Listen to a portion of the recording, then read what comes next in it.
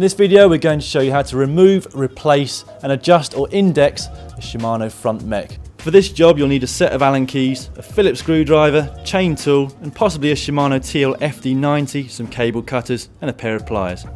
You'll first need to remove your chain. If you haven't already done this, you can find out exactly how to do it with our video here. You'll then need to detach the cable. Pull the cable crimp off the end of the inner cable using some pliers, then undo the cable crimp bolt by unscrewing it anti-clockwise.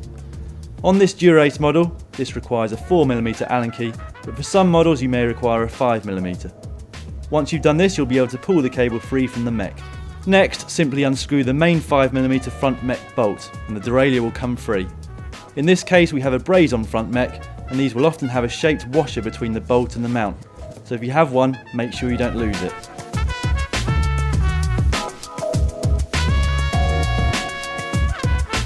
Now let's get on to installing a front mech. If you've got a current Di2 or Dura Ace mechanical front mech, you'll first need to unscrew the support bolt using a 2mm Allen key. Don't take it right the way out, but make sure it's not protruding.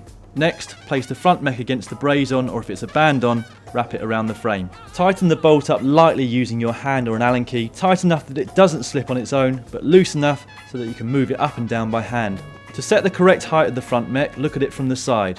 The outer cage of the mech should be between 1 and 3mm of the large outer chainring at the closest point.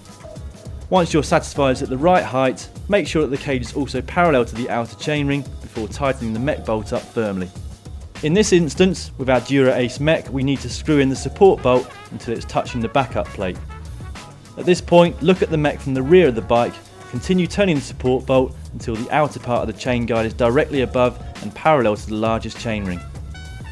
Rusty, frayed or old dirty cables will prevent accurate shifting, so if you're in any doubt, it might be a good idea to replace them at this point. To take the inner cable out, firstly make sure that the STI has been clipped down to the smallest ring, then roll the rubber part of your STI lever back up to expose the end of the cable. Then find an area where the inner is exposed and push it through using your hands. The end of the cable will start protruding out of the STI lever and you'll simply be able to pull it out from there. To thread a new cable in, push the end through the hole on the outer side of the STI lever until it appears on the inner side, then just pull it through until the cable end locks into the lever.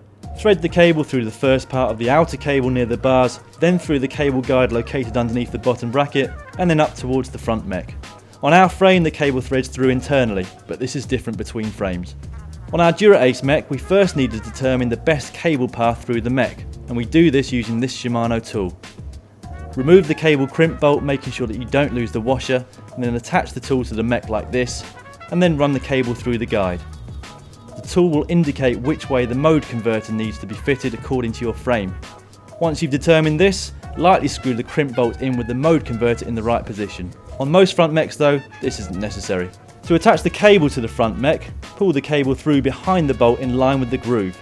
Pull the end of the cable by hand until it's tight. If you want, pull the cable around the bolt slightly to give it more purchase before tightening the crimp bolt firmly. Next, it's time to put your chain back on.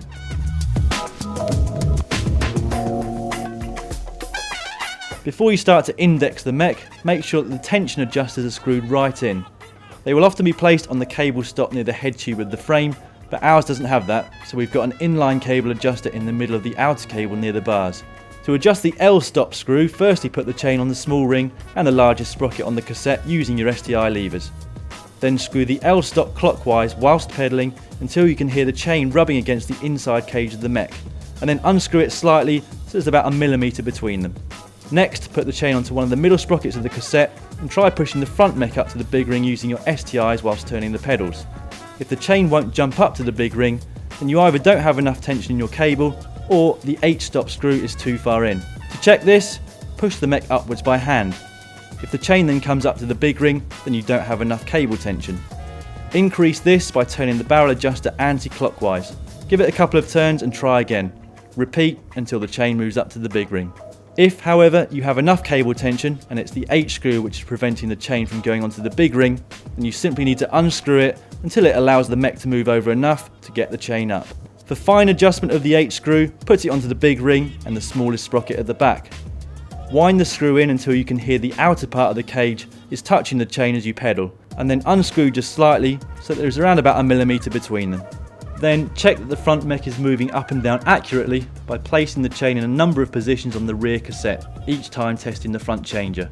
Last but not least, if you replace the inner cable, you'll now need to cut the end off it using some cable cutters, leaving around 1 inch or 3 centimeters of cable protruding through the end. Then put a cable end cap on and crimp it into place using some pliers, and finally bend the cable so that it's not facing the cranks. What mechanical issues have you got? Let us know down below and we'll try and produce a video to help you out. For more videos like this, go to www.youtube.com/GCN.